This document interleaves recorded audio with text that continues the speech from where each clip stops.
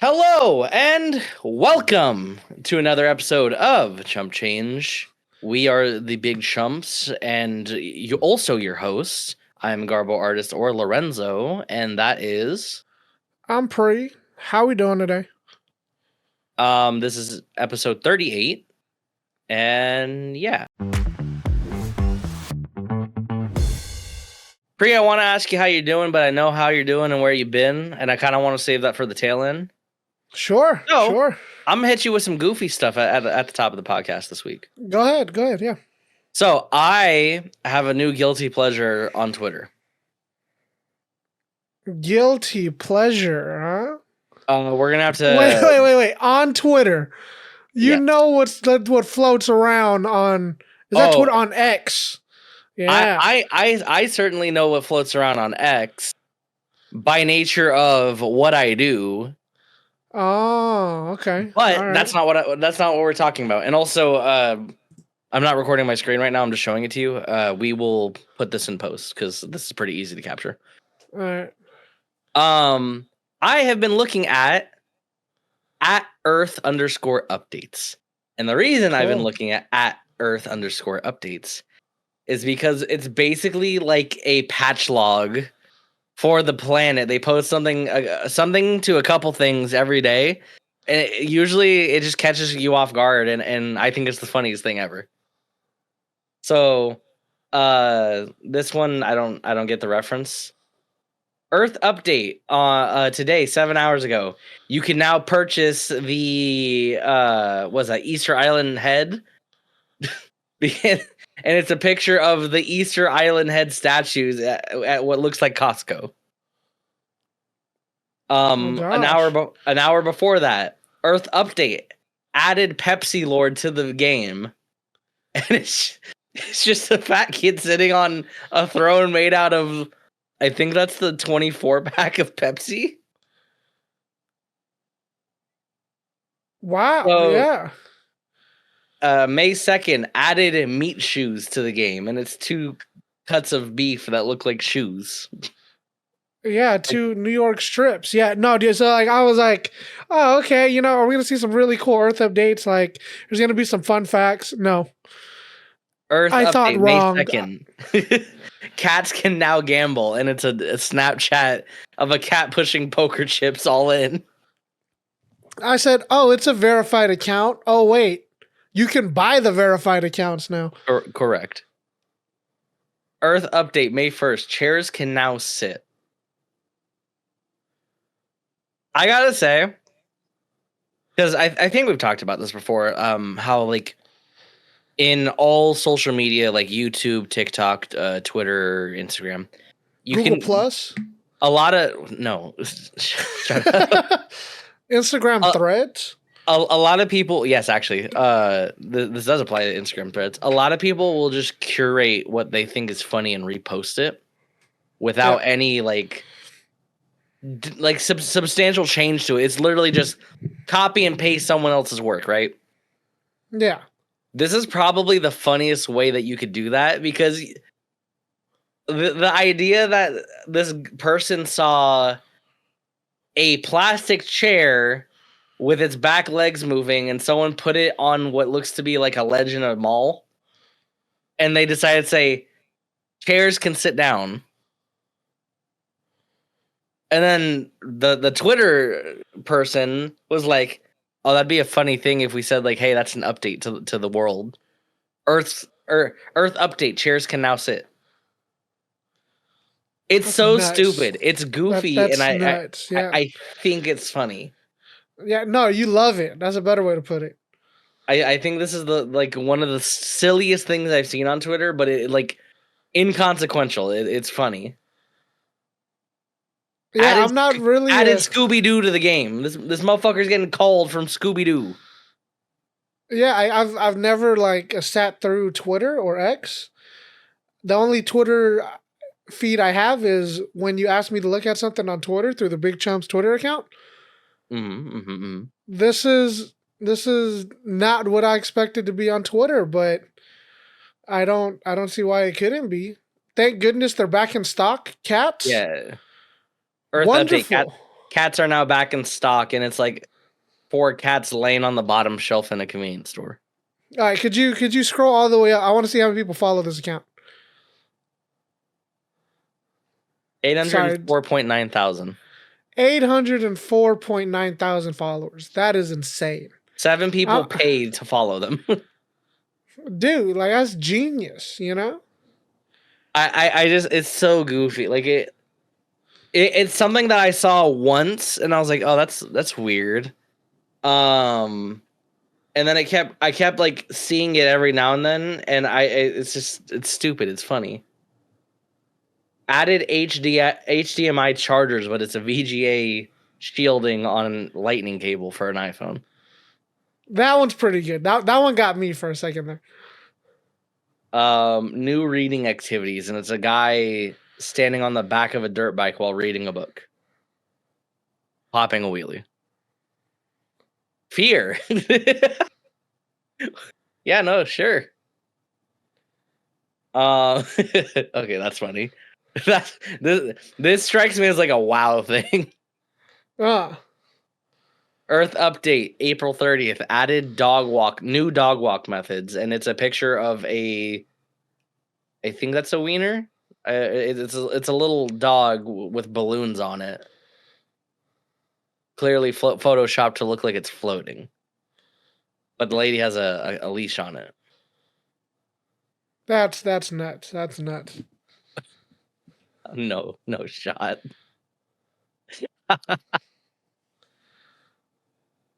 I won't call that one out. You can add that in post if you want to. Yeah. April 29th, editor. There is one that like makes me laugh every time I see it. Where did it go? Here. Earth updates. Grandma Oz. Yeah, there you go. Earth update. Grandma is now a final boss. And she's holding the sword from Berserk. That's pretty good. I'm not even gonna lie with you. She don't even look like she's struggling to hold that big ass sword either. Like grandma just holding that sword. Oh yeah. So yeah. Yeah, that's one of my guilty pleasures. That's something that I've been enjoying as of late. Yeah, Lorenzo is a big fan of the memes. Sure. Huh? Yeah. Just the way you delivered that. So like I'm a big fan of meme. I mean, yeah. How often do I actually send you? Send me more memes than I send you. What do you on about? Yeah. Actually, since you brought it up, I have been quite impressed with your meme curating on Instagram as of late, sir. Oh yeah. Yeah, it feels like you're starting to breach the veil of being a boomer. Yeah, dude. For some reason, like I'm just getting all these Yu-Gi-Oh memes now, and I'm like, cool. There's some non-Yu-Gi-Oh ones that you sent me that I thought were pretty good. Oh. Normally, if you send me Yu-Gi-Oh ones, I do like a little nose exhale. I'm like, okay, that's funny. He sent me one that every big dude live in the same life one, and actually got a like genuine out loud laugh from me. Oh, I unironically thought that was funny because that is definitely in the vein of Big Chumps. Now that I'm looking back at it though, there is definitely a lot of Yu-Gi-Oh ones. Yeah, on my Instagram feed, it's typically the AI generated, which picture reminds you of your significant other? And then it's like the raccoons or the bears or any of those. Those are pretty cool. You send me some D&D ones every now and then. Oh, or the guy eating the chicken bake. I'm looking at that one. That one made me visibly upset. My girlfriend had to be like, "Are you okay?" And I'm like, "I'm watching probably one of the stupidest things I've ever seen in my life." It is a video of a guy taking a bite out of a Costco chicken bake with a tub of Wingstop ranch, and he crams the Costco hot dog into the chicken bake like he's piping a musket. So like the way that Yep. old muskets used, they had a little pipe cleaner. They had to like push the ammo down. This dude shoved a glizzy into his chicken bake. It's not a sausage bake. It's a chicken bake. And then he brought his own relish from home too. Yeah, no, that's very resourceful. That's something that I think everyone should take notes from. I forgot. You're the guy who went next door at our favorite Korean barbecue place. Brought a pack of tortillas and sriracha mayo in. Like if you mad that they don't have sriracha, just bring it yourself. Ain't no one gonna get mad at you. Mm-hmm. I definitely think we got some weird looks when you were secretly asking your girlfriend to pull out the sriracha mayo and tortillas. Yeah, there's a. It's crazy too because I asked for tortillas still, anyways, and they brought us out tortillas faster than he could pull his own tortillas out. Yeah, because they had corn, and I was like, I want flour, so I bought flour next door. Was it flour? I thought you brought corn as well. Nah. That would explain why you didn't eat it then. You were trying to have like brisket and shit on a flour tortilla. Yeah. Well, because I was gonna make like a burrito, but then I was like, they don't got that kind of rice. Actually, yeah. you could have put kimchi rice in that. Actually. Yep. Could have had a Korean fusion. Yeah, my girlfriend seems to really like kimchi rice, so it must be good. I'm just not a kimchi guy, so I've never tried it. Yeah, neither am I. Yeah, I like kimchi. I like it when it's really sour. I was never a fan whenever they put it in the rice because I'm like, well, now you're forcing me to not enjoy the rice for rice. Now you're forcing me to eat the kimchi. Yeah. And those are two like flavors that one overpowers the other very greatly. Oh yeah. Yeah, that's the thing about any kind of rice. Once you start adding anything to the rice, that rice is very noticeably different. Yeah, that rice is no longer rice. It is. It is now turned into risotto. It is bastardized rice. Yeah, I actually told my girlfriend, I was like, that kimchi rice looks very risotto like to me. It was very odd. Yeah. Well, a lot of them do put a lot more like sauce and like kimchi is very wet in general. Yeah. So just to make it look a lot more soupy, to me, it makes sense. Yeah, I actually wish I could have tried it at least because I'm. It's not that I'm not willing to try it because it's kimchi mixed in the rice. I just don't like kimchi, so I can't imagine I would like it.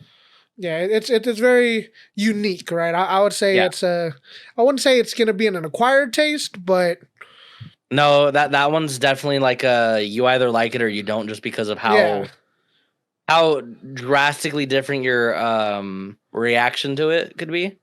Yeah. And it's very possible I could come around to it just because, like, in the vein of, you've accustomed me to like throwing vinegar on certain foods, right? Vinegar go crazy. Yeah. Like I imagine maybe it's something I could stomach, but it's definitely like it's like I don't like cooked Brussels sprouts, and people are usually like, oh, well, if you like this vegetable and this vegetable, you'll probably like it. But I just haven't had it in so long because I didn't like it the last time I had it. Yeah, no, the best way I would put it, not everything is prepared the same, especially for kimchi. I have never eaten two kimchis and thought they tasted the same. Interesting. Yeah, like all the kimchis to me taste really different. Maybe the kimchi at the person's house that I had then, maybe they just turned me off. Like maybe it was how they had it. Yeah, because I've seen some where it's just like, it's really sour. Yeah. And then there's some where it's like, okay, well, you taste a lot more of the spices in there. And then, I've had a whole bunch. Yeah. Maybe the next time we hit up the KBBQ, I'll have a little bite off of my girlfriend's plate then. Cause no, I've bought like I would say like 5 different kimchis from like the Korean supermarket. And different every time. It's different every time, and I'm like, okay, I want the one with MSG, and then the one with MSG. I'm like, Pree! this does not taste like the one without MSG, and not because the MSG is gonna make this one taste better. I thought the one without MSG tasted better on 2 of the 4 occasions, and I was like, well, that's not adding up, right? Yeah, I thought MSG was supposed to be the miracle drug for food. Yeah, you know, sometimes you add it works. MSG. Yeah, sometimes it works, sometimes it doesn't. Oh man, yeah, maybe I'll give it another shot, but yeah, that one's a little weird to me. Let's see, what else do I have? Oh, I played a game for several hours in this last week. Realistically, like the last 2.5 days. That wasn't Valorant, League of Legends, or Tekken. I've been reading more. I've been watching movies more and different animes more. And over the last like several months. And I was like, you know what? We just talked about it on the podcast like a week ago or 2 weeks ago about like what makes us interested in games and like how are we setting aside time for it? Yeah. And my thing was, okay, you were out of town, so I didn't need to realistically expect you to be around to record stuff on Tuesday, Wednesday, or Thursday, which is normally when we'll like hammer stuff out. It's the end of my work week, or you know, you're typically not busy in the later hours on those days. Yeah. So I was like, you know what? Let me go through my catalog of games that I've bought or downloaded for free from PSN. Let me just sit in the living room for once and play a game on the TV. And I started playing a game called The Ghost of Tsushima. It was a game. It's like a samurai open world game. Yeah. And I had seen it forever ago when it first came out, and I was like, I think I saw Uber Haxer Nova playing it. Yeah. And I was like, oh, that looks like really interesting. I couldn't tell you anything about the story. And I think I only watched like 1 30-minute episode of him playing it. It's pretty much like Elden Ring, right? No, it's not Souls-like. It's more... I don't know what to equate it to, honestly. It's very story-driven and not in the sense of a Souls game. It's like, hey, Mongols overthrew your section of Japan, Tsushima. Yeah. You need to go to war. You end up losing the battle when they breach the beach. And the first act is basically you trying to go rescue your uncle from captivity. And the rest of the samurai are dead, allegedly. Oh, that's why he's the ghost, because it's only him. Yeah. Well, he's the ghost because he's required to stop fighting like a samurai and start adapting because the Mongols don't fight with honor. They, you know, they'll spit their alcohol on you and torch you. Yeah. So, I started playing that, and I gotta say, it was a little weird the first night because I wanted to like just jam through and like spam the start button, like skip cutscenes, right? Oh yeah. Yeah. Because typically, if we're not recording it, which I ended up recording it for a different reason. Typically, when we're not recording, I have no reason to like sit there and be invested. I kind of just want to play the game and get through it. Yeah. I can see that. But one, you can't. But also, I was like, you know what? I literally have nothing to do right now. There was something that was preventing me from editing, and I can't remember right now, but I needed input from you on something. So I was like, you know what? I'm not gonna bother him right now, even if he is available. I'm just gonna sit down. I'm gonna chill. And it was a little weird, like having to be patient and actually watch through cutscenes. But eventually, I got into it, and I was like, this is a fun game. This is a fun story. So that's what I was actually playing right before you had got on Discord to record. So I have a question. So Mm-hmm. you said you can't skip cutscenes in that game. Yeah. Are you a fan of that? Yes and no. I like it because it's basically like holding my hand and forcing me to not skip it. But like after the end of a mission, it does like the GTA thing where you kind of just appear with your horse and you're like, it's like doing oh, you got this experience. Oh, you like, it's like kind of walking you through what's happened after the mission. But then there's a solid 10 seconds where you're still stuck in the fucking cutscene, but nothing's happening. You're just sitting there with the horse for 10 seconds, and I'm like, oh my god. And it wouldn't be bad if it didn't let me access the pause menu that allows you to upgrade your perks and look at the map to fast travel and set your waypoint. But you can't fast travel because the game thinks you're in a fucking cutscene. Oh, so it's not like GTA where like you're actually in the sky waiting to do something. You actually can't interact with anything. Yeah. That's cool. That's cool. That's so odd. And I have a theory on why it does that. And it's a little counterintuitive, but here, let me Google this real quick. Because a loading screen to me makes a lot more sense. I'd be like, look, bro, the mission's over. That's what I was thinking. I was thinking, what if it's a baked in buffer zone? Because this game originally came out on PS4. Yeah. So in order to prevent you from like just being in the sky or being in a black screen, they baked in a couple extra seconds of you being with the horse in case the PlayStation needed more time to load. But because I'm on the PlayStation 5, it loads like everything. Yep. Like as soon as I press the X button on the home screen to play the game, I'm already in the start menu, like immediately. That's how fast it loads. Yep. But yeah, I'm really enjoying the game, and I actually found something in the settings today that might make me start enjoying it a lot more. There is a camera filter that you can add to the game. I forget what they call it, but it's basically, it adds like an old Japanese black and white filter to the entire game. Oh. So because it's like a Ronin-esque story, you can just play the whole thing in black and white. That's pretty cool, actually. Yeah.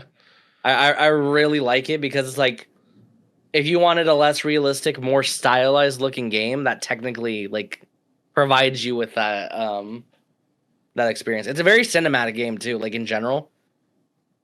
Is there difficulties in that game, like normal, hard? Yeah, there's several difficulties you can choose from out the gate too. Definitely a game that if you're around or you wanted to borrow the Big Chumps PlayStation, I would definitely give that a play. It's really fun. Does it see, the only reason why I bring up the difficulty part of it is because I want to ask if it's really story driven, right? And you can't really skip the cutscenes. Mm-hmm. Are you the type of person to be like, hey, give me all the options and we all can have different experiences with the game, you know? Mm-hmm. Or would you rather have all of us are going to play the same game? If you suck, well, you better get better or else you're not progressing in the game? Do you quite understand my scope of question here? There's some games where I do enjoy that. Like Evil West is definitely a game where that like there's no difficulty because you're benefited from learning how to play the game, but you could technically just squeeze through by playing lame. Yeah. Right. So there's definitely some games that I don't even know if benefit's the right word, but some games it works for it. Yeah. And games where you need to be technically better, it works. But I like it because if you're here for the story, it lets you just play the story. You absolutely can up the difficulty. And one of the cool things is you can even turn off the HUD yourself to make it more realistic. Yeah, that's cool. Yeah. And there's not a lot of HUD in general. The only HUD that I actively recall is both triggers will allow you to access options for like your sword fighting style, your gadgets, like you can have exploding bombs or a kunai to throw. Yeah. And then you also have a bow and arrow. So you have like two little wheels that show up when you pull one of the triggers, so you can like choose what you need. Yeah. I imagine maybe that would be dialed back, or like it would only show you the bare minimum that it needs to. Besides that, the actual like screen, it's a health bar and a bar that like tells you if you can heal yourself or not. So yeah, no, that's pretty cool. That's pretty cool. Yeah, there's some test footage on the our shared drive that I was putting on there to see if the laptop I was recording on with the Elgato was good. I actually haven't seen it on a different computer, so I don't know if it looks good or not, but definitely worth checking out if you are able to. Definitely worth a try. Like how we tell everyone to give every game a try unless you feel like it's not for you. What was I saying? Oh, the difficulties. I think the difficulties are more for the people who, or not more for people, certain people, but I think the difficulty just increases the amount of enemies that are present. Oh, okay. Because part of it is there is a lot of sneaking that's required. Oh, okay. And if you don't sneak around, because that's the whole point, right? It's you need to adapt to survive, so you start doing more ninja like fighting, which is against the samurai code. Yeah. But technically, you could also just walk in and hack and slash if you want to. You might get your ass whooped, but you absolutely can.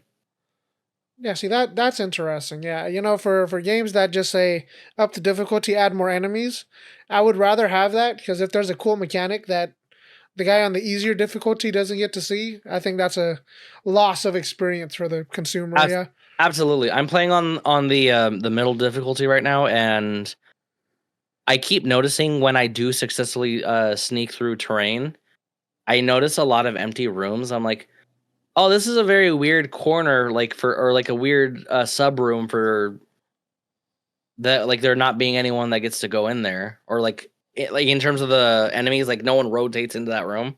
Yeah. But there's also no like, it's not like there's a hatch or a crawl space to get into that room. So it's not a breaching point to a building, and it's not a rotation area to stealthily kill someone. So why is it there? And I kind of put it together that that's likely just a, hey, if you're playing on a harder difficulty, another guy would probably spawn in this area as a means of like, hey, you have an extra guy you need to exterminate to not get caught. Yeah, or you know, that's just your breathing spot right there. I guess there's a lot of different areas. Like there's a mechanic in the game where there's tall grass. You can just sit in the tall grass and they won't see you. Yeah, yeah. When I played Assassin's Creed 3 back in 2000 and whatever, yeah, no, all of the sneak parts of the game, like I hated those the most. I was like, dude, I'm supposed to be this really sick assassin, and I'm supposed to be, you know, hacking and slashing away against everybody. But you telling me that I gotta walk past the commander of their army right now? Yeah, ain't no way. So there are a couple mandatory sneak areas that I've seen so far, but for the most part, like there's a mechanic where if someone's being held hostage and they're not like in a cage, if you alert the guards in the immediate area, they will go and try and kill the person. But it's pretty generous with the window, and it actually tells you which enemy is going to go kill the person. Yeah. So basically, I was able to cheese a couple of the missions by sitting near the captive after I triggered all of them. And when they're trying to kill the person, the captive, they're not focused on you, so you can just walk up behind them and stab them. That's that feature, not a bug. No, it's definitely a feature. I think you actually would really like this game too, though, because the fighting in terms of like full on combat, everyone's fighting you at the same time. There's an option to turn on a lock on feature, or you can absolutely just go in. You will get attacked by archers from distance and multiple guys close combat at the same time. But if you're really good at the parrying, you can actually parry and slash two plus guys at the same time. No, that's cool. That's cool. Like Yeah. it's definitely hey, if you know what you're supposed to be doing, you feel like a badass slicing people down. Yeah. But yeah, I wanted to get back that feeling of, sitting at my PlayStation playing a story-based game. So I think that's the feeling I felt when I was playing Evil West. Yeah, because I had to play it again, except by myself. Yeah. Well, part of that was just because of the weird saving mechanic it has, but that freaking game. well, I don't think. Oh, actually, I have something for you about that developer. I saw on the PlayStation Store the Shadow Warrior series. They have the second game on there. Cool. And I looked at the PlayStation Store's, the preview pictures. That game just looks like Evil West. The more popular version, or the more popular game that they have in their lineup, it just looks like another like weird demonic Evil West kind of game. Dude, I mean, And they made 3 of those. Of that specific one. If it ain't broke, you know what I mean? Like, if it's working, It's weird to me, though, because I think that series came before Evil West. Or at least the first 2 iterations did. So I kind of want to play at least the last one, like the most recent one. Yeah. Because I want to see what they've... I want to play the second one to see what they did before Evil West. I want to play the third one to see what they did after Evil West. Yeah, I want to see, okay, well, this was targeted audience was not America. To make the target audience America, they just put it in America. And then when they learned what the Americans like, I wonder what they did to improve their own game. Yeah.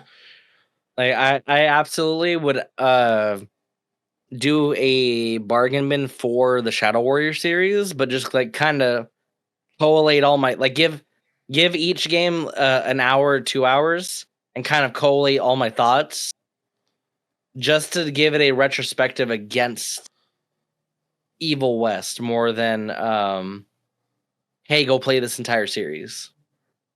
Yeah, I would say let's do a comparison bargain bin. Yeah. Because that one's gonna be like hey, we're not trying to sell you on just a game now. We're trying to sell you on this developer. Yeah, that would be pretty interesting. I think that's a quite unique idea. Yeah, just because like as goofy as we both agree that it is, Evil West is by no means a bad game. Yeah, it's not like top 10 game of the year, but I'll tell you, it's a game that I played in that year. Yeah. It's definitely I don't even know how to describe. It feels like us saying it's a PS3 game in 2024 is like giving it a C tier. But I feel like if it was PlayStation 3 era and we played that game, that would have been game of the year. Yeah. Yeah, that could have been an A tier for what it was. Yeah, dude. Because what do we expect these days? We expect it to have every single feature under the sun. RTX on, open world, AI generated. Yeah, bro. Like the bar is so high now for games. I don't know how to describe. Even that high. Bro, they could come out with a Spyro game that's like the old school Spyro games. I'd be happy. Doesn't mean everyone else would be, but I would be. Hey, man, I played Spyro and Cinder. I played that game, that 2-player game. That was a dog shit game. I played that game. I was like, man, it's a great game. Did I like the rest of the Spyros where it's kind of like not fighting? It's more, you got to do the platforming part of Spyro. Yeah, you like the game that they ruined because it was known for being a platformer. Yeah, yeah. Crazy, crazy. I But I I that think as a guy's kid target I thought audience hit me. It hit yeah. me. I think as a kid I thought the theming was like interesting. It was a cool shiny new Spyro. Yeah. But then as an adult going back and playing all of those different games, I'm like, oh, this game's like not connected at all. And fun fact, have you ever heard of the Skylanders game? Let me go ahead and Skylanders. I'm sure once you see it, you'll be like, sort of. Oh yeah, yeah, yeah, yeah, One yeah, of those yeah. figure games. Yep. So the first Skylanders game was actually supposed to be a Spyro game. Huh. The first game was introduced as Skylanders Spyro's Adventure, and you were given a figurine of a new, different looking Spyro. This supposed to be like the amiibo thing, right? Yeah, it's the same concept, or Amiibo is the same concept as that, because technically that came first. And it's supposed to be you play the like you set your guy on the thing and you get to play as that character. Correct. Okay. Yeah, yeah, yeah. I thought this was really cool coming out. You know, I was not spending my money on this. I'll tell you that. I think it was one of the things that I asked for Christmas and I got it. Because obviously, holiday, they release games like that for kids to get people to buy it. I think I got 2 iterations of the game, and both times I remember it being really cool, but I never shilled out for extra figures. Just because it was like conceptually the game was cool. I remember being very upset that the rest of the game was gate locked by you having like that was the conception of or that was when my perception of gacha games, like mobile games and shit, like really clicked. Cause I was like, oh, it's like one of those fucking iPhone games where I have to spend real world dollars to go to go into this world. I guess That's pretty WoW cool. or like Wizard 101 would have technically clued me in on that sooner, but like between the age of 10 and 14, 15, like it was inconceivable for me to be like, hey mom, can we go buy some Skylanders? I need to get into this mission. I can't finish my $30 game unless I spend $20 on 2 figurines. Mom, I can't jump on the ledge because my guy is too short to get up there. I need the dragon figurine with the wings, and he'll let me fly up there. Nah, it wasn't anything like that. It was more mundane. Like all of them have an elemental type.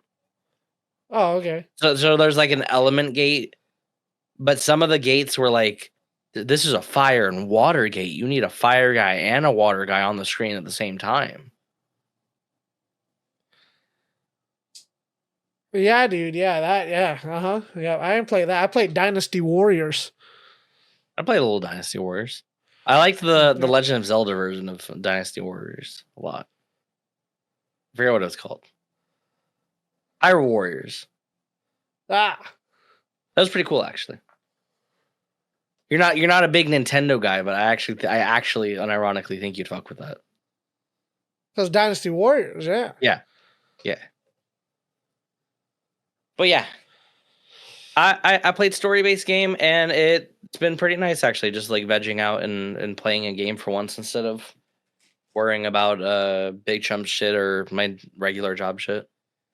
Or it's not multiplayer where, you know, my skill level matters because if I'm not doing that good, there's this other dude on my team that's telling me how bad I am. But it's not like anxiety inducing like StarCraft or any of those 1 versus 1 scenarios where, you know, it's so much anxiety because you might die or you might mess up at this 1 millisecond point on the screen, and that determines your whole day. Because at the end of that round, you're gonna be like, man, you know, if I would have just low parried that I would have won that round. Do you know And what's then crazy that's about you saying that? what? I actually don't get rattled by being competitive on my own in like League, Valo, or even Tekken. Yeah. It's whenever you, Paulo, and the rest of our friends are present, that's when that shit rattles me. See, for me, it's the reverse, right? When I'm playing with everyone, I don't care. I'm gonna laugh, and I've gotten this one situation where I was dying quite a lot in League of Legends. I wasn't making smart decisions, right? Like I was trolling, right? I was Yeah. trolling my friends. I was laughing so hard, and I was just like, man, dude, how are we still in this game, right? And then, another guy from the Discord he was so upset. He said, "Ain't no way you laughing right now, bro." And I was like, "Hey, man, it's just the game, you know." But Yeah, when it's like Tekken, I'm like, dude, like, what am I doing, man? Like, wake up, you know? I think that's why I typically perform better when I'm like on my own or with like for Valorant, for instance, with my regular duo partner. Yeah, Because I'm more likely to rag on myself than get mad about other shit. It's usually external factors like hearing just blatant toxicity in VCs or in text chat for no reason, especially when it's my friends and like the attitude is not the attitude that I would normally hear, and it's yeah, only because it's a competitive game. That stuff like rubs me the wrong way. Or if I'm already tilted going into a game, and I'm pretty guilty of going like for Valorant, just because Valorant's my peace game, or it was. Tekken destroyed that because my fingers don't work the way they used to now. yep, But I'm guilty of going into a couple matches like already upset from something that happened during the day, and then it's just like I'm getting audibly upset, but I'm not actually upset at the game. I'm upset at myself because like, bro, you had a rough day. Come the fuck on. yeah, yeah, like you're so stressed out and angry or upset, whatever the emotion is. You're feeling a certain kind of way. Pour that into the game. Clutch up. yep, yep. I haven't gone there with Tekken yet, though. I'm very indifferent, and I'm ready to go O2 at Evo. No, dude, no, that's no, no, no, no. See, my thing is, right. I wanna feel like I tried, like, hey, I I didn't say put I in won't the try. hours, We've had this conversation with Paulo, or you might not have been there, but I've had this conversation with Paulo where him and our other friend, they were like my answer is usually the same as yours at this like these days with the friend group. I'm just like, dude, I'm just here to play. If I lose, it is what it is. Like that means I just didn't have it.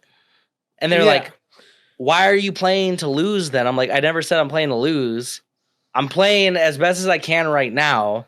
I'm not going to force myself to 500% when the rest of the team's tilted and I can't do anything about that. Like, yeah, yeah, why am I going to get tilted because you're underperforming because you're tilted? Like, yeah, dude. For Tekken, for any of the, we're gonna go play Yu-Gi-Oh in a real tournament. I'm like, look, if I can happily say I've done some due diligence, I am happy about the event. Like if I lose, I'm like, hey, you know what? I gave it my best shot.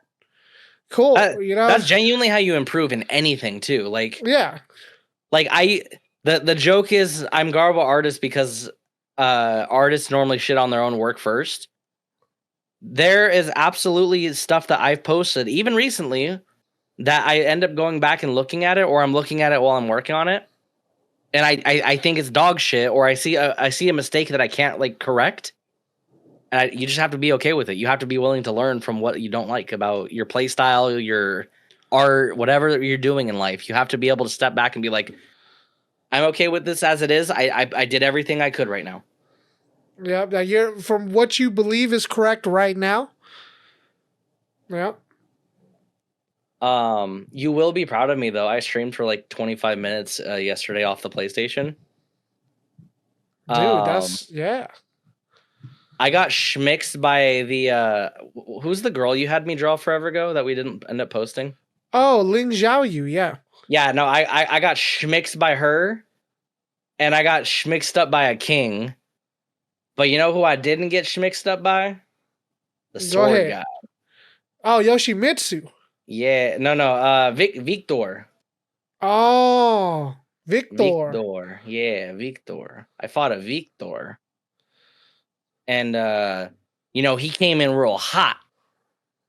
And Oh I was yeah. like, I was like, Oh yeah, motherfucker. You go come in. I got 100 Tekken points, and you're gonna come in hot Yep. because it's a brand new account. So Yep. I was like, you gonna come in hot on me? Do you not know I'm the oos? Mm-hmm. So I 2-0'd his ass. Hell yeah, dude. That's what it is, bro. And then I got schmixed up by a king using special mode. Man, that's tough. That's tough. I saw him turn on the special menu, and I started dog walking him in the first round, and then he just started chaining throws. I'm like, motherfucker, I can't do anything about that. Yeah, you're like, I don't know to hold 1 or 2. I don't know this yet, you know? Dude, Paul don't move fast enough to counter that, man. And Paul just punch really good. He don't do backflips and shit. I'm not Lily. Yep. Never mind. I take back what I said. I am starting to get there with Tekken. That's a great game. That's how you know it's good. Yeah, that's what the competitive games are all about. I'm getting upset because I'm getting skill diffed in a not skilled, or I'm getting character diffed in a not character diff game. Yep. Even though you have gone on record saying that, oh, you're gonna get character diffed, even though you promised I wasn't gonna get skill tier listed. You know, we're not at the level for where you get tier diffed, you know? I'm pretty sure at Evo I'm gonna get tier diffed. Nah, that just means we messed up, you know?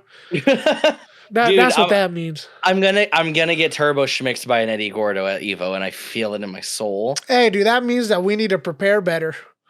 No, what it means is I'm gonna learn how to play Eddie Gordo, and you're gonna schmixin'. Yeah, I'm gonna be the schmixer, schmixologist. Yep. All right, man. Pree, how you been, man? I've been relaxing. I've been hanging around. Oh, yeah, where you been hanging around at? This weekend, I have been to a great place. I was on a great plane ride.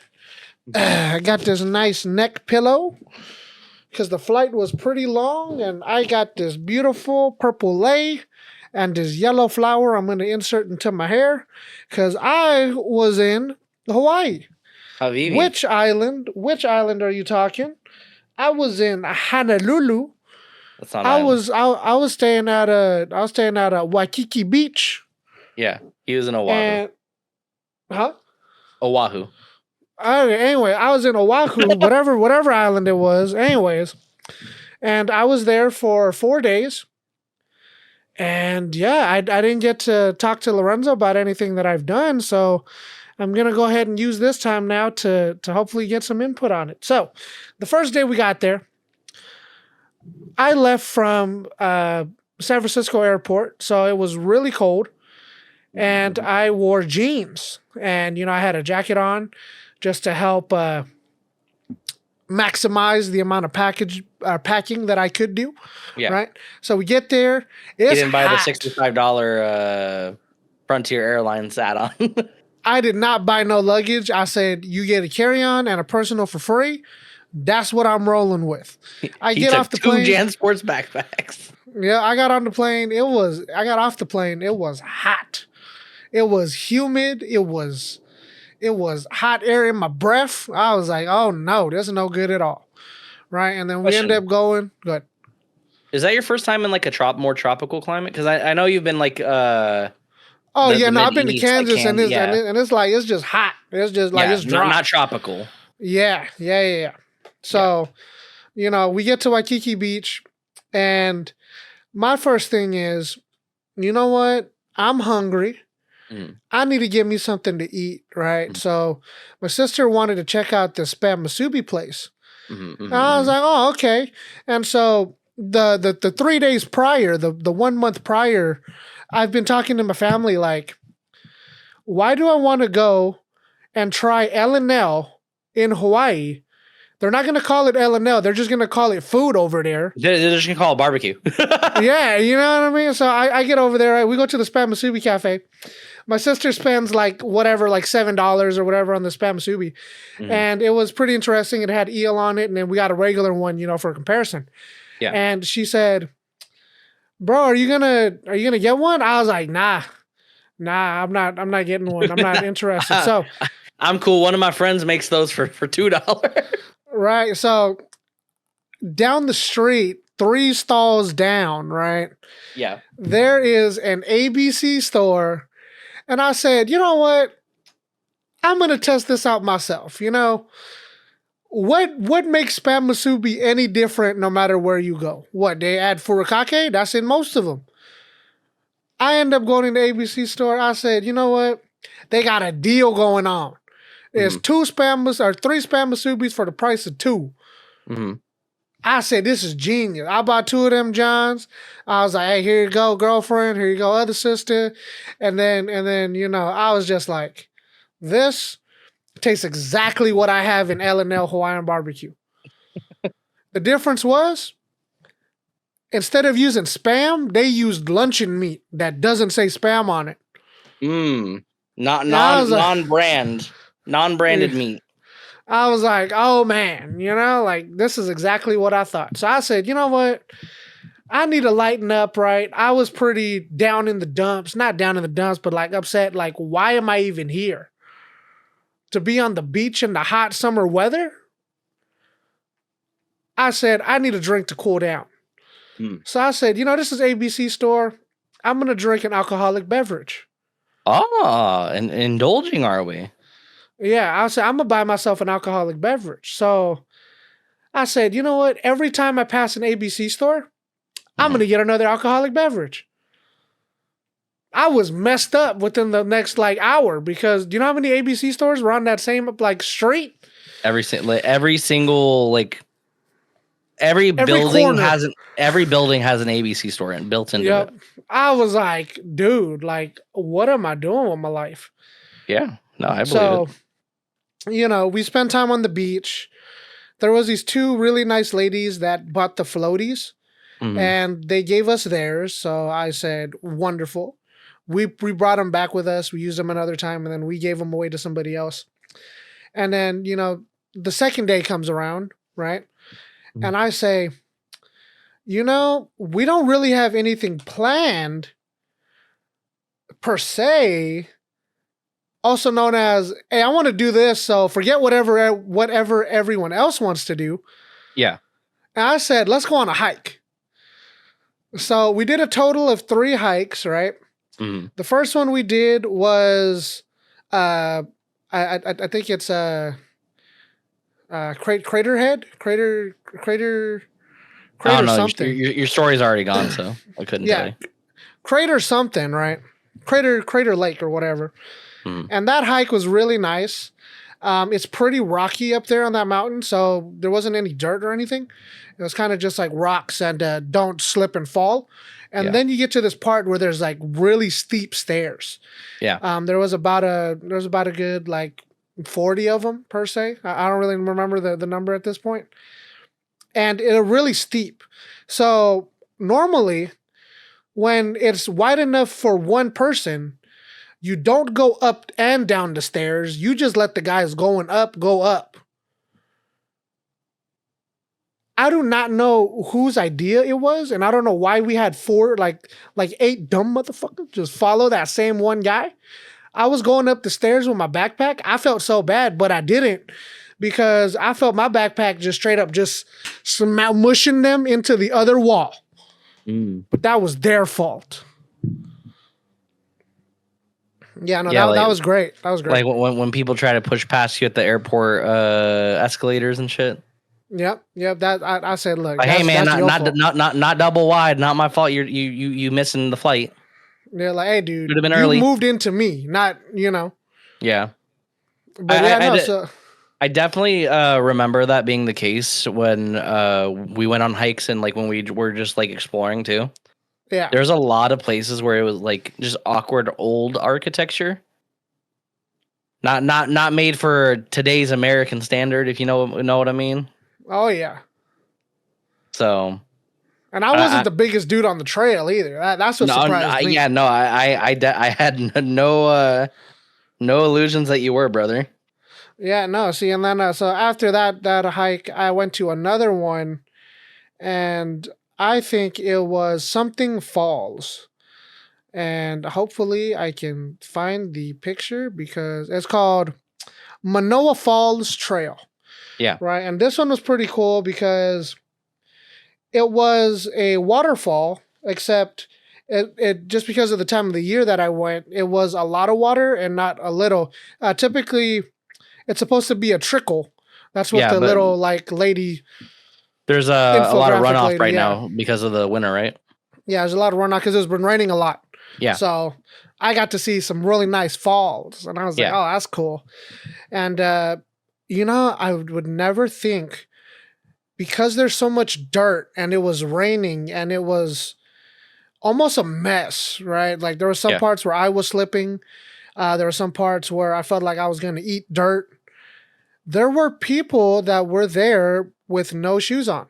Yes, that is a lot of the population of Hawaii.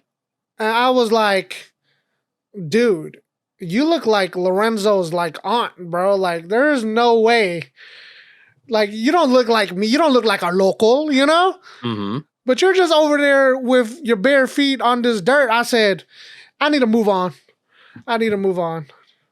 So something that I noticed when I was there, and by the way, I was there like 10 years ago, close to at this point, more like 8 years. But there's a lot of people who moved to Hawaii, and were just accustomed to that behavior. Like I remember, my godmother, her family had a timeshare that we went to go see them at in the suburbs and somewhere a little off from Honolulu. And I remember like looking around at because it's so weird, the community out there compared to like where we grew up. Yeah. Because there's actually just people in their front lawns hanging out. There's kids playing in the street. And the most jarring thing to me was just like there was a group of Samoan kids, and there was like a black kid and a white kid playing with them, and all of them were barefoot. And I just remember thinking like the pavement on the road is like awful. Like that must be hurting their feet. And I asked my godmother, I'm like, do a lot of people just walk around barefoot out here? Like aren't they worried about like rocks or glass like cutting up their feet and stuff?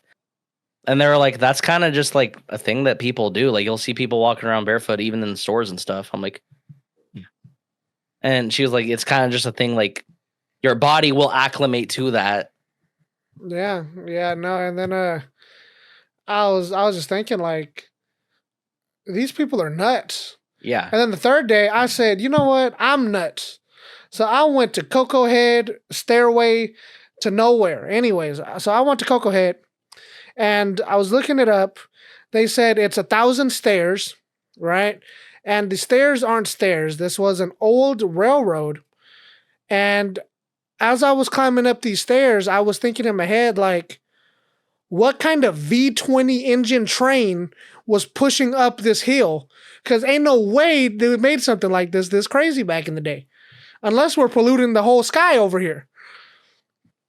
That was a trip. That was a journey. That was a great experience, very type 2 fun, if you're into that. I remember seeing your posts on Instagram, or your story on Instagram, and I was like, you're a fucking maniac. Yeah, no, so there... I vividly remember when I was peak active, like doing jujitsu and all that stuff when I was younger, I couldn't hack it, dude. 16 peak athleticism Lorenzo was like dying on that. So when I saw you made it, I'm like, that's off, bro. Yeah, no. And then there was a section, there's a section on the railroad where the floor beneath is missing. Yeah. So you get to either climb up on nothing, and hopefully you don't slip through the crack, right? And then you fall like 6 feet or whatever. or you can just take the little stone wall and you climb up this little stone pathway to the other side. I said, you know what? I'm going to climb up this thing. And I knew exactly what to do. There was these two people in front of me. They were crawling up the railroad. Yeah. And in my head, I was like, why are they crawling, dude? Like, you can just stand up and walk, until I did it myself. And I said, yeah, dude, with my backpack and my like 4, 5, 7 water bottles, I feel like I'm going to fall backwards. And I just started fearing heights. Next thing you know, I'm crawling just like I was a ladder on a monkey. Yeah, I think it was either your girlfriend's. I think your girlfriend's the one who actually posted it first, and then you posted later from that, where of you bear crawling up it, and I'm like, oh, this crazy motherfucker's bear crawling. Yeah, dude, that was a journey. It's a trip though, because like my mom had a backpack of like her stuff. She didn't have a purse that day, and she felt like she was gonna fall backwards. So I'm like, oh, mom, like whatever, let me carry this for you. And the same thing, I was like, oh, if I lean backward any degree, I'm going to die. I'm going to fall backwards and die. Oh yeah, no, it was great. I would say going down for me was so much worse than going up. Oh yeah. Because, going up, right, you're not really afraid. You're more like, okay, I just need to muscle through this, one stair at a time. Just don't let go. Don't look down. You're good to go. Yeah, going down, you look and you're like, oh, dude, like if I slip, I'm falling forward. And if you ever fell down the stairs, there's 1,000 of them going down. What are you going to do now? It's like the world's longest Family Guy bit. Yeah, no, that was great. So I'm actually thinking, if we have some time, if we have a free time, if we have a free vacation that we get to go on, I want to take us. There's another staircase over there. They call it the Stairway to Heaven. Yeah. And I think, I think there's more stairs, but you get a bridge this time. Ah. So I'm hoping one day when we get to go back and we get to go there, I get to take you on all of them that I've been on, plus that one. Like Big Chumps go, or Lorenzo and Pree go? I mean, I don't know. Typically it would be Lorenzo and Pree. Well, because one, I'm gonna strap GoPros to both of us. The other one, we're just not gonna have any work. Like, we'll front load a month's worth of work and we'll go for 2 weeks. You know what I mean? Oh yeah.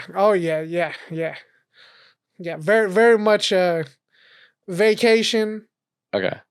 Vacation, and then we just have GoPros. Like, if we get content, cool. So a little bit of both. Like, hey, if there's something to do and you want to record it, cool. Yeah. No, I'm down with that. I was talking to my family, right? And I was like, dude, that was a great vacation, like on the plane back, I was like, dude, like that was great. Yeah. To me, I felt like that was like a perfect amount of time for me. I said, I got to go around the island. I was able to hike some trails. I went to the beach. I felt like there was nothing else for me to do there. I ate the food. Loco moco. Mahalo, brother. Like that's all that life had to offer, I thought. You know what made me really sad about my trip? Because we were there for like a week or 2 weeks. Yeah. Because of how my mother was at the time, like we were very active. My mom didn't want to do active stuff as much. Or there was a lot of active stuff that because of my age, her and my godmother couldn't have taken me on. Yeah. Like I couldn't, I don't remember if I couldn't or the instructor didn't feel like kosher doing it, but I couldn't go like wakeboarding with them. I couldn't go parasailing to the other islands with them. There was a lot of stuff I wasn't allowed to do that they wanted to. Yeah. So we went about like 200 steps on I already forgot the name. Cokehead. Yeah. We went about 200 steps on that. My mom and me were like, okay, never mind. And then we went to Waikiki Beach, and a lot of the rest of the stuff we did was like civilian stuff. Yeah. Like we went to the flea market that's off of the Kamehameha Highway. There was a lot of different food places that my godmother wanted my mom to try. So like, I love. I did not like macadamia nuts before I went. There's so much macadamia nut stuff out there. Yeah, dude, macadamia nut pancakes. Yeah, They just got macadamia nuts to eat macadamia nuts. Yeah, and don't get it wrong. It's not like it's a pancake with macadamia nuts baked into it the way a cookie is. They have a pancake like a sauce, like a syrup, made out of macadamia nuts. Yeah. Best pancakes. I forget what the cafe was. I'd have to ask my or my godmother. Best pancakes I've ever had. Big ass fluffy pancakes, and also the best like pancake topping I've ever had. Yeah, yeah. No, and then, my sister took us to Eggs and Things. So if you want to know about some macadamia nut pancakes, go there. That sounds familiar. That might have been where we went, actually. Maybe. I don't know. I'd have to ask, but definitely, honestly, I'd be willing in lieu of like TwitchCon, save up for a Hawaii trip like Q1, Q2 next year. Oh yeah, dude. You know, and then see, my thing was, so we rented a car. Yeah. I want to do it without the car, because I felt like everything you could do, you had a bus for it. They're like, "Oh, you want to go over here?" That's so weird that you're saying that. It's so weird. You're so anti public transportation. That's so weird you're saying that. Yeah, no, because so here's my thing, right? I was like, all right, we got the rental car. Yeah. We spent one day driving around the island, and if you really think about it, the island is about not even 300 miles full circle, you know? Yeah. Probably not even 150. If you are planning on doing a lot of civilian things and you plan on staying relatively close to the center of Honolulu, yeah, you could technically get away with like renting bikes. By the way, did you go biking? Dude, I wanted to do it so bad. So it wasn't that I couldn't rent a bike. The bike rental was like $40, right? And I was like, dude, this is sick. And then my next thought was, okay, well, where am I gonna or where am I gonna ride it? Just on the street? Like, no, like I want to go ride it at a trail. You know, like I don't want to ride it right in front of the freaking rental stand. So I didn't. I didn't end up buying renting one of those. But they had these really cool mopeds. They got the 2-seater mopeds. And I was like, dude, this is me. I'm going to try this before we leave. It was $150. That's perfectly fine. And I ran out of time. That's exactly why we were there for almost 2 weeks. Yep. Because there's a lot of little things that is just like really cool. Yeah. That you have to be there for a while. But also, because you've asked me to go with you now for work/not work vacation. If we do go, I am going to argue for us to get a car, and traveling around without it is fine because obviously the less miles you put on a rental, the better. Because you don't get charged for it. Some places charge you like for extra mileage. Because I would be planning for us to be there for a week plus, potentially 2 weeks, just to do a lot more. That means that we would probably hopefully get a hotel room with like a kitchenette or a full kitchen. I didn't even have a microwave. Yeah, the place we had, it had like a full living room and a bedroom and a kitchen. So basically, we'd be staying in a 1 or 2 bedroom apartment hotel room. Yeah. And I would encourage, just so we have extra funds to go do stuff, that we, you know, be semi-conservative with everything. Yeah. So it's like, hey, we're gonna have a fun day in the area, but we're not gonna go to dinner until like this place. Cook something up. Yep. Because as much as I would love to drop money on spending like or buying food every day in Honolulu, no. No. Yeah. No, that's a big struggle. That's an extra couple G's alone per person just to try all the different shit that's out there. Yeah. I think that was like my main like highlights of the trip. I would say there's the Hanuma Bay, which is like the coral reef area, and you go snorkeling. Like I did that. That was fun. And did you go to the Pearl Harbor Memorial by any chance? No. My sisters weren't into that. We went to the Budo Inn or Budo. There was this temple that um it was in Japan, and then they made a replica. They made a replica in Hawaii, and that's what we visited. And I was like, "This is cool." And then we kind of just went on about our day. I wanted to read all the infographics. They kind of just flew by them, and I was like, "Why are we even here?"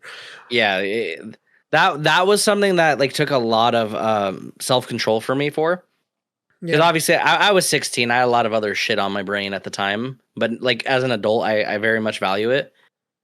We went to the Pearl Harbor Memorial, but we also went to the Polynesian Cultural Center. Cultural Center. Yep. Did you guys go to that? Nah. That's a very expensive thing. That great value Pree. Actually, I got a souvenir. I got a souvenir from a trip. It's right here. You did this bit with me before the recording, and I was unhappy then. I'm still unhappy about it. Great value. No, the Polynesian Cultural Center is really cool, and I honestly think it's worth the money just because the biggest thing that stood out to me was like you actually have a authentic oh my god, why am I blanking on the names of stuff right now? They do the thing where they bury the pig in tinfoil.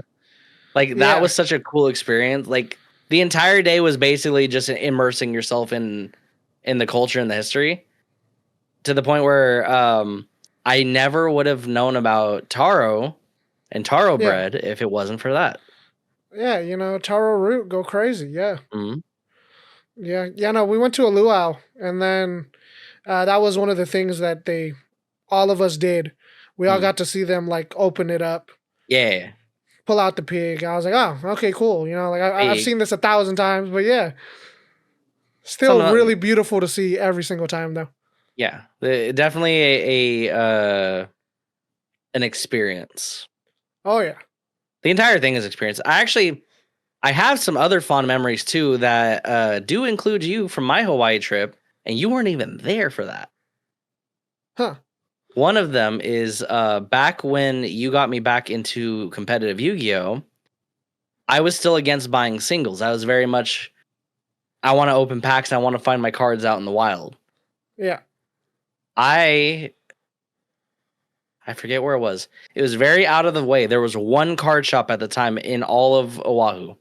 Yeah. And I got three of the main cards I still use today from my trip in Hawaii. That's sick. Like something that I could have never anticipated would matter as much as it does to the Yu-Gi-Oh stuff we do. And I even have pictures from my trip in Hawaii still. I saved it to my an iCloud album so I don't ever lose them. It's just like little shit like that. It's like looking back on it, I'm like, that was a very cool experience, and I wish I wasn't a shithead 16-year-old and I could have actually enjoyed that more. Yeah. So yeah, if you want to do a Big Chumps go to Hawaii, that sounds fun. We already wear fat Hawaiian man shirts anyway.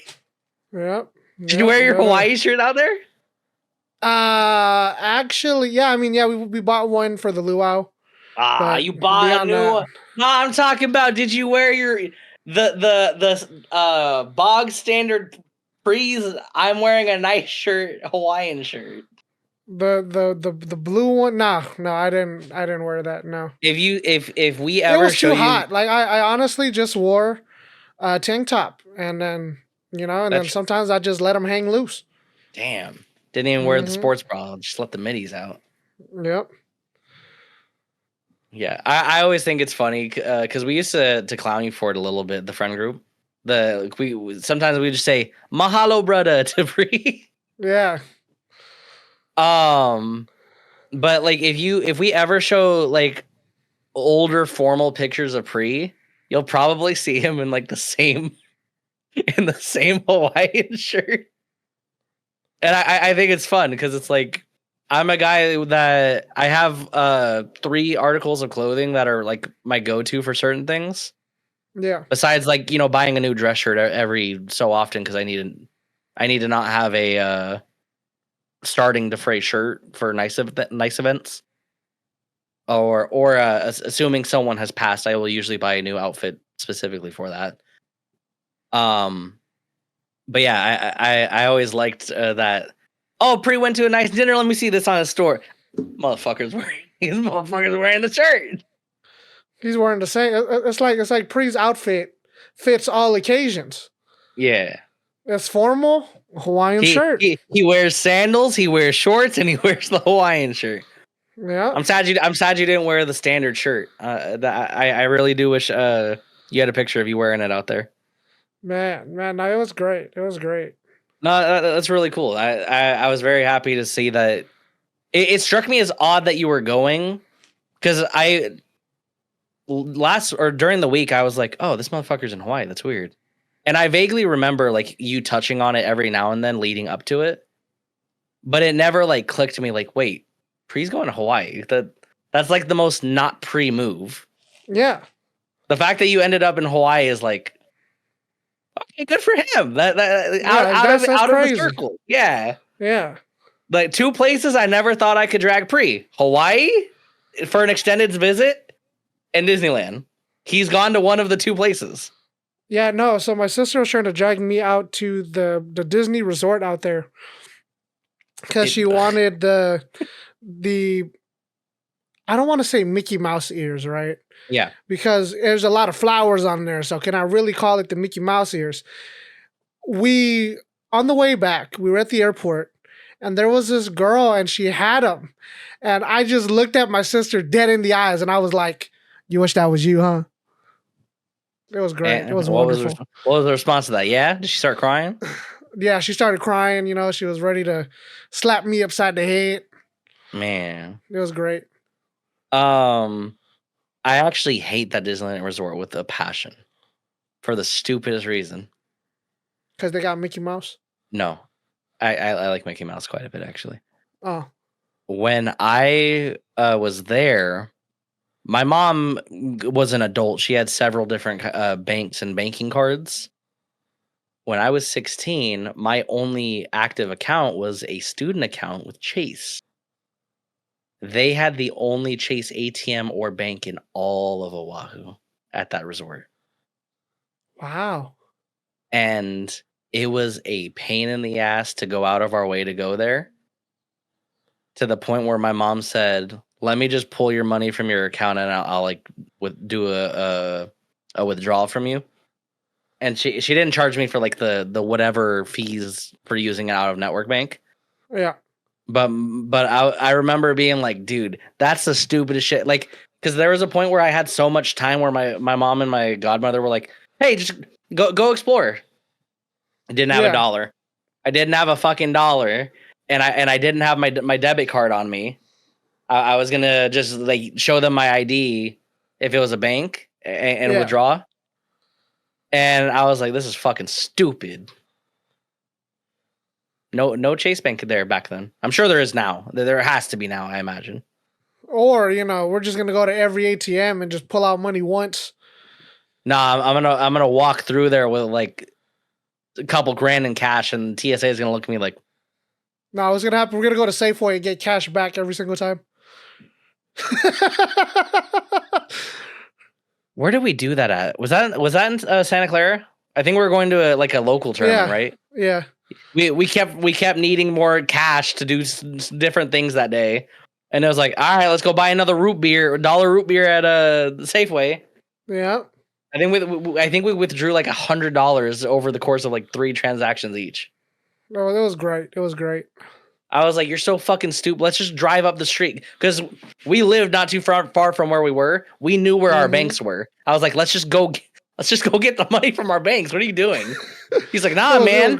Card shop's right here. Safeway's right here. Look, we could buy a prepackaged sandwich, $1 root beer. Goofy. All that and much, much more. Safeway. That day he was actually trying to sell me on his hot car sunflower butter and jelly sandwich.